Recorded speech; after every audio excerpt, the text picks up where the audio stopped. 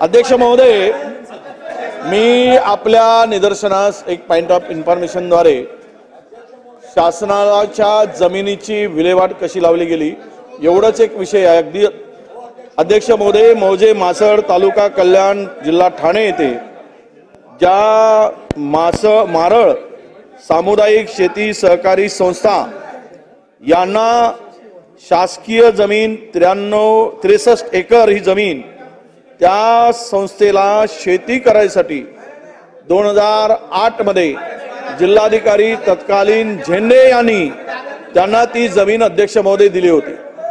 अध्यक्ष महोदय, ही जमीन केवळ शेती उभिगीसाठी दिली असताना या 63 एकर जमिनीची विल्हेवाट लावण्यासाठी रिजन्सी निर्माण लिमिटेड आणि अधिकाऱ्यांनी मिळून 12 दिवसामध्ये, फक्त ही कंडिशन काय होती, 63 एकर जमिनीवर, या जमिनीवर मारळ तालुका कल्याण जिल्हा ठाणेच्या शेती प्रयोजनासाठी ते जर कंडिशन झाला असेल तर ती जमीन परत घेण्याचे सुद्धा त्या आदेशमध्ये नमूद होते। परंतु अध्यक्ष महोदय, मोठा विषय असा आला की 12 दिवसामध्ये करारनामा करून आज या ठिकाणी त्या जमिनीचं व्हॅल्युएशन कमी दाखवून 4.5 कोटीमध्ये फक्त ती जमीन बिल्डराच्या घशात त्या तत्कालीन अधिकाऱ्यांनी घालून 7,000 कोटीचा घोटाळा अध्यक्ष महोदय केला। यानंतर तक्रारी झाल्या, महसूल मंत्र्याकडे सुनावणी झाली। अध्यक्ष महोदय, महसूल मंत्र्यांनी सांगितलं 1 सदस्यीय समिती करू आणि चौकशी करू।